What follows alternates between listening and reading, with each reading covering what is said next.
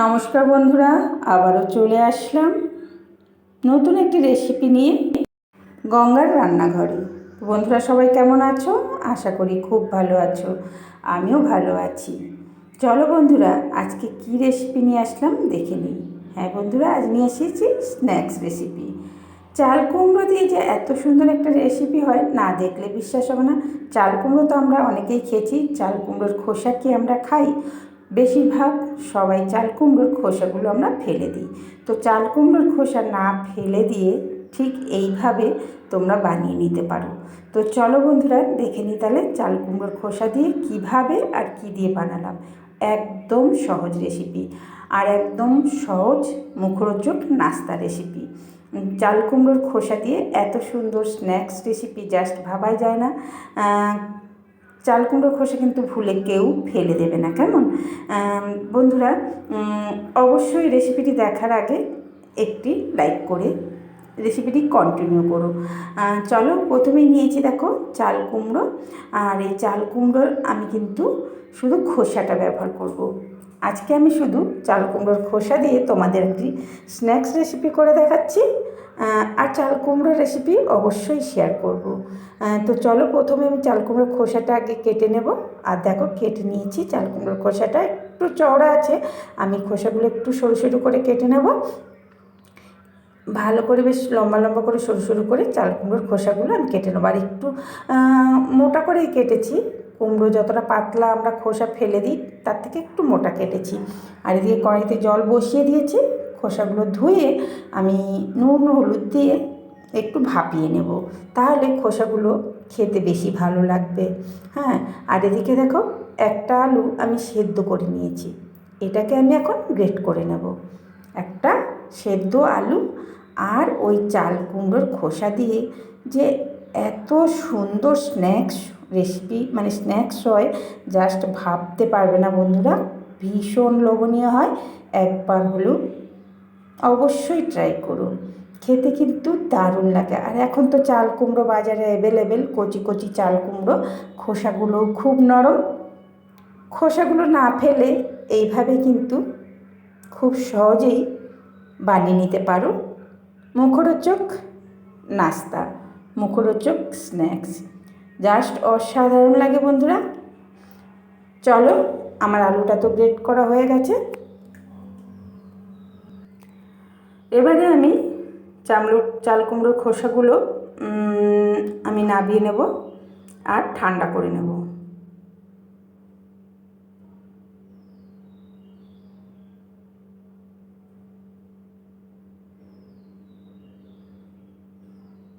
বন্ধুরা, আমি এখানে আলুটা কিন্তু মশলা দিয়ে মেখে নিয়েছি, আর মশলা যে দিয়েছিলাম সেই সময়টা স্কিপ করে গেছে, কোনো রকমের ভিডিওটা হয় নাই, ক্ষমা চেয়ে নিচ্ছি। তো আমি আলুর মধ্যে বেশি কিছু দিই নাই, একটু নুন হলুদ আর একটু লঙ্কার গুঁড়ো, একটা ভাজা মশলা দিয়েছি যেটাতে আছে জিরে আর ধনে আর মৌরি ভাজা মশলা, আর একটু চিলি ফ্লেক্স দিয়ে সুন্দর করে আমি আলুটা মেখে নিয়েছি। মশলাটা দেওয়ার সময় স্কিপ করে গেছে বন্ধুরা, ক্ষমার চোখে দেখবে। আমি যা যা দিয়েছি সেটা বলে দিলাম। আর এদিকে দেখো আলুটা আমি এরকম লম্বা লম্বা করে, ঠিক খোসা যতটা লম্বা ঠিক ততটা লম্বা করে সরু করে আমি আলুটা রোল করে নিয়েছি, আর এইভাবে ওপর দিয়ে দিয়ে দেবো।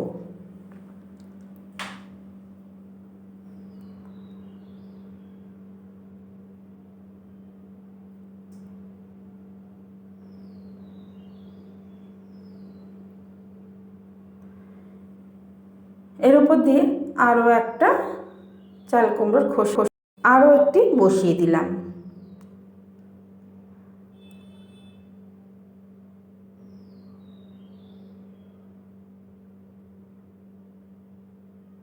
সেমভাবে আলু হাতে নিয়ে আমি এরকম লম্বা একটা রোল বানিয়ে নেব। আর বন্ধুরা, আমি প্রথমে হাতের মধ্যে তেল মেখেছিলাম না, কিন্তু পরে দেখলাম হাতে একটু তেল মেখে নিয়ে আলুর রোলটা করলে খুব সুন্দরভাবে রোলটা হচ্ছিল এবং তাড়াতাড়িও হয়ে যাচ্ছিল। তো পারলে একটু হাতে তেল মেখে নেবে, নিয়ে রোলটা করবে আলুর, দেখবে খুব সুন্দরভাবে হয়ে যাবে আর কোনো রকমের হাতে আটকাবে না। তো আবারও একটা দিলাম। আমি কিন্তু পরপর 3টে করে খোসা দিয়েছি, 3টে খোসা দিয়েই কিন্তু বানিয়েছি। আরও একটা আলুর রোল করে নিলাম, ওপর দিয়ে আলুর রোলটা দিয়ে দেবো সরু করে। এখন আমি হাতের মধ্যে তেল দিই নাই, তাই হাতে আলুটা আটকে আটকে যাচ্ছে, কিন্তু আমি পরে যতগুলি বানিয়েছি হাতে একটু তেল মেখে নিয়ে বানিয়েছি, সেজন্য ওইগুলো আমার তৈরি করতে কিন্তু অতটাও অসুবিধা হয় নাই, প্রথমটা যতটা অসুবিধা হচ্ছিল। আর এইভাবে আমি সবগুলো কিন্তু রোল দিয়ে সুন্দরভাবে রেডি করে নিয়েছি। আর এবারে আমি গোলটাও করে নেব। তোমাদেরকে আমি একটা করে দেখিয়ে দিচ্ছি, বাকিগুলো আমি অফ ক্যামেরায় করে নেব।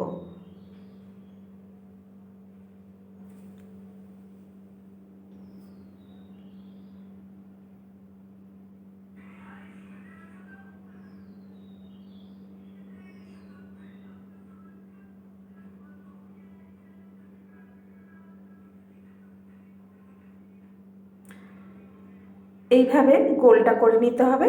আর বন্ধুরা, এই যে চাল কুমড়োর খোসাটা, ওর মধ্যে আলুটা রোল করে দিয়ে একটু আঙুল দিয়ে ট্যাপ ট্যাপ করে দেবে, তাহলে কিন্তু ভালো হবে। আমি প্রথমটা যখন করেছিলাম ট্যাপ ট্যাপ করছিলাম না বলে আলুটা সেট হচ্ছিল না ঠিক মতো, এই জন্য এইভাবে বারে বারে খুলে খুলে আসছিল। কিন্তু পরেরগুলো আমি কিন্তু রোলটাকে খোসার মধ্যে ট্যাপ ট্যাপ করে দিয়েছিলাম, সেই জন্য খুব তাড়াতাড়ি হয়ে গেছিলো, কোনো রকমে খুলে যায় নাই।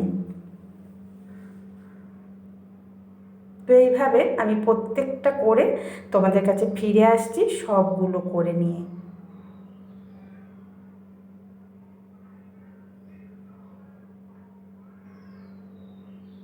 ভীষণ ভালো লাগে কিন্তু সন্ধেবেলা চপ সিঙ্গারা চেয়েও কিন্তু বেশি ভালো লাগে। হ্যাঁ, চাল কুমড়োর খোসা আমরা সাধারণত ফেলেই দিই, লাউয়ের খোসা তো আমরা খেয়ে থাকি ভাজা করে, কিন্তু চাল কুমড়োর খোসা সহজে আমরা কেউ খাই না। এইভাবে যদি করো, কারণ একটাই, চাল কুমড়োর খোসাটা একটু খসখস করে। দেখো পরেরগুলো বলার কথা না, খুব তাড়াতাড়ি হয়ে গেছিলো। আমি ওই পরেরগুলো কি করেছি, হাতে একটু তেল মেখে নিয়েছি আর রোলটাকে খোসার মধ্যে ট্যাপ ট্যাপ করে দিয়েছিলাম, সে কারণে তাড়াতাড়ি হয়ে গেছে। আর এখানে দেখো একটা বাটিতে আমি কর্নফ্লাওয়ার নিয়েছি আর তার মধ্যে এইভাবে কোট করে নিচ্ছি। এতে কি হবে, একটু মুচমুচেও হবে আর তেলে গিয়ে খুলে যাওয়ারও ভয় থাকবে না। কাছেও দূরে দেশেও বিদেশে যে যেখান থেকেই দেখছো বন্ধুরা, সকলকে জানাই অসংখ্য ধন্যবাদ। সবগুলোই কিন্তু আমি রেডি করে নিয়েছি, কর্নফ্লাওয়ারের কোট করে নিয়েছি। এবারে কড়াইতে আমি তেল দিয়ে দেবো, মিডিয়াম আছে, তেলটা গরম হলেই একটা একটা করে আমি ছেড়ে দেব। তো তেলটা গরম হয়ে গেছে, আমি আঁচটা মিডিয়াম করে এবারে আমি স্ন্যাক্সগুলো দিয়ে দেব।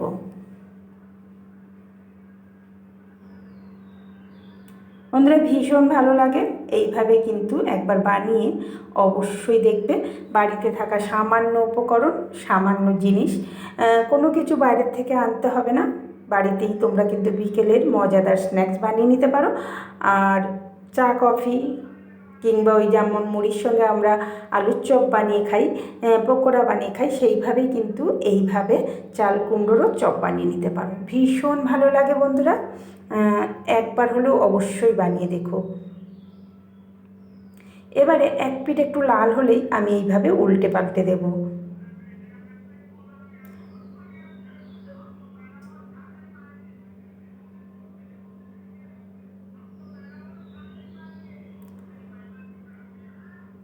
দু পিঠ বেশ ভালো করে লাল লাল করে কিন্তু আমি ভেজে নেব, কারণ চাল কুমড়োটা আমার সেদ্ধ করা আছে, সেদ্ধ হওয়ার কোনো প্রবলেম নেই, কিন্তু বেশ মুচমুচে করতে হবে, তো তাই মিডিয়াম আছে লাল লাল করে আমি ভেজে নেব।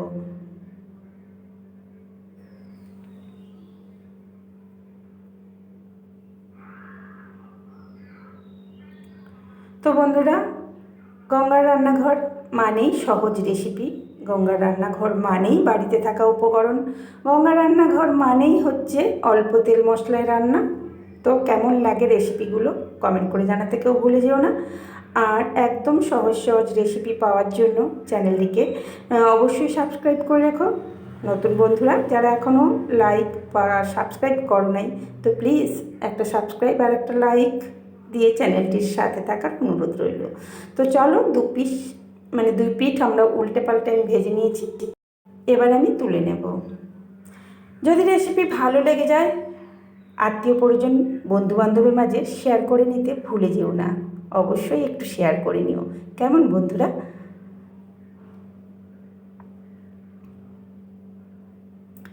তো সবগুলো আমার হয়ে গেছে, আমি তুলে নিলাম। সসের সঙ্গে পরিবেশন করলেই কিন্তু রেডি হয়ে যাবে আমাদের স্ন্যাক্স। একটু সস থাকলেই ব্যাস, আর কিছু লাগবে না। যদি চাও চাটনি বানাতে, অবশ্যই চাটনি বানিয়ে নিও। অনেক গরম আছে, কোনো রকমে হাত দিয়ে এখন দেখাচ্ছি, ধরে কিন্তু আমি ভেঙে দেখাতে পারলাম না, প্রচণ্ড গরম। তো সবাই ভালো থেকো, সুস্থ থেকো। দেখা হচ্ছে পরে আরেকটি নতুন রেসিপির সঙ্গে।